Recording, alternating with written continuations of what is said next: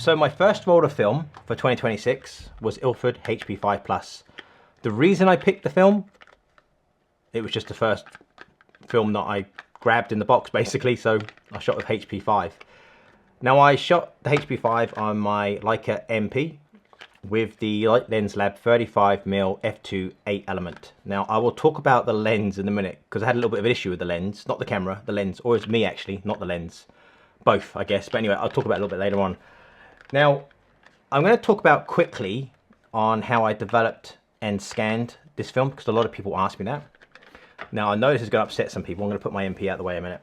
Now, the developer I used is CineStill DF96. This is a monobath developer for black and white film. I have a few containers on the shelf over there. This was a brand new container, so it only took me 3 minutes to develop the film and a 5-minute wash. I do like CineStill DF96. Now I have done a video about 4 years ago on this, so if you want to find out more about this actual developer, the link will be down below in the description. But I just used it for 3 minutes at a steady temperature, and then I washed the film for 5 minutes under a cold tap. Now I used a 2-reel Patterson tank. Now this is a brand new Patterson tank because I cracked my last one.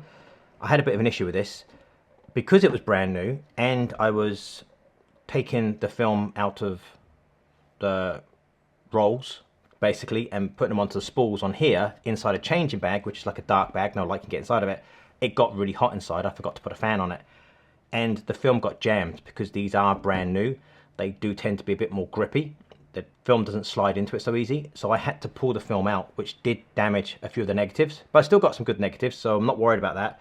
That is my error, not the Patterson tank. I should have remembered that it was a brand new tank and it does get hot inside the changing bag. So I did lose, I think, 3 or 4 negatives from the roll. They did get creased and they're not repairable basically. So I used the Patterson tank. Now, another thing is I will be developing the next roll of film in a different way because I've just been sent a new developing tank, I guess you can call it, which I'm really excited about. And I'm really excited to share it with you guys as well. So the next roll of film that I'll be shooting will be developed with that new tank system. Now the scanner I used is the Epson GTX980, which is an Epson V850 everywhere else in the world. I bought this scanner from Japan because it was a lot cheaper than buying it here in New Zealand. I have done a video quickly on unboxing it and what comes in the box, so again that'll be down below in the description if you want to check that out. And this is the negative holder that comes in with the Epson V850 or the GTX980. Now you load your negatives into this and there are adjusters here. I don't know if you can see them, there are adjusters, slide adjusters here. Now I tend to find I get the best scans with the adjusters all the way down, so it raises this negative holder to the maximum. I get a much sharper scan with that instead of leaving them in their standard position. It is kind of trial and error and you do need to do a few scans and change the settings on these negative holders to get the best scan that you want. So the software I use with the GTX 980 is ViewScan. I don't use Epson's Scan 2 software. That is a terrible software. It's awful. The ViewScan works really, really well with the Epson scanners. And again, this is a V850. The GTX 980 is the same scanner, so it will work with all of them. I find I get the best results with that software, and I output in a DNG file, and then I import that file into Lightroom so I can share the photos with you guys in a slideshow on this video. And I can also print some of them, which I'll get to in a minute. So that's how I develop and scan my negatives. If you want me to do a video on scanning with the Epson scanner, let me know down in the comment section. I will have a video within 2 weeks on developing with maybe DF96 for the first video with this new developing tank system that I've got, which I'm really excited about using.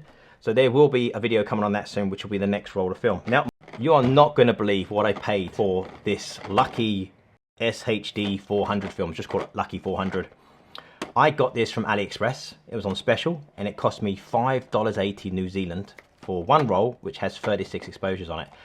Now the images I've seen online, this is a very, very contrasty film. It kind of looks like JCH Street Pan 400. So I'm wondering, should I shoot this at box speed 400 or should I overexpose and shoot it at 200? Let me know down in the comment section what you think. This may be the next film that I test with my Leica MP. Yeah, that was cheap. It was incredibly cheap. $5.80 New Zealand. It'll pop up on the screen or whatever it is in US dollars. But always check on AliExpress because they do have specials on there. And this was shipped to me here in New Zealand in 4 days. And I think I paid $2 shipping.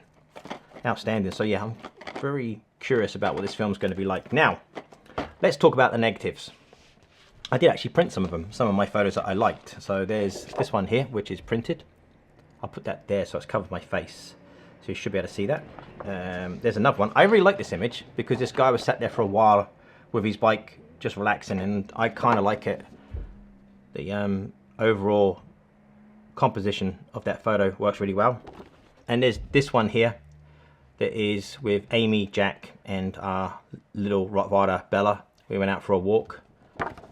So they've come out really nice. And then this is probably my favorite photo. I just like everything about this photo, the lines, the trees, and everything else, and the sky. So here's a slideshow of the photos from my first roll of film, which was Ilford HP5 Plus, developed with CineStill DF96 and scanned with the Epson GTX980.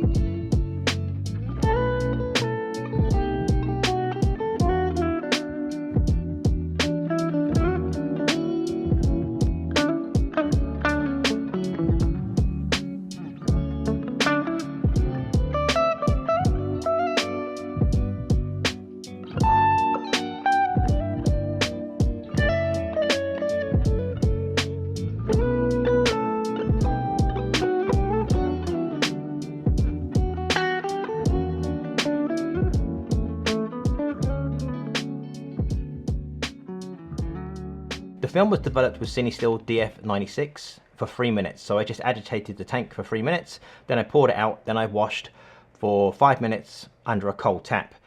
Because it was a brand new container unopened, it's 3 minutes. And I think it's 15 seconds for every roll after that you have to add when you develop. So I'll see how that goes. I do really like the CineStill DF96 because it makes things a lot faster, and the results are really nice. As you can see from the slideshow you've just seen, I think the results are really nice for a black and white developer that only takes 3 minutes to develop your film, and it's very, very easy to do. Anybody can do it. Now, there was a bit of an issue I had on a couple of the photos. As you see here, down in the bottom corner you'll see a blur. That blur is my finger. Because this lens is so compact, I didn't notice when I was taking the photos my finger had come over the lens a little bit, and it left that blur in the corner. So I'm going to have to either get a hood for this lens, or I'm just going to have to be better and take my finger away when I focus, because the finger tends to be in the front here when you're focusing because it's such a small compact lens. I think this lens goes really well with the Leica MP, and as you can see from the photos, they have a real nice sharpness to them. But I do have to take care of the fact that my finger can get in front of the lens a little bit. I'll either have to get a hood for this or remember to pull my finger back when I focused. But I'm really happy with the results for my first roll of film in like 2 years. So that's it for this video. I just wanted to share my first roll of film of 2026. There will be another video in less than 2 weeks with film photography, but there'll also be videos in between that because I have some gear down there and gear over there I've got to review. I've got a really nice bag from Mobileworth. It's probably the nicest bag I'm ever going to review. It's absolutely outstanding, that bag. So that will be coming soon as well. But there will be film photography videos at least every 2 weeks. So I hope you guys have enjoyed it. And as always, thank you so much for watching.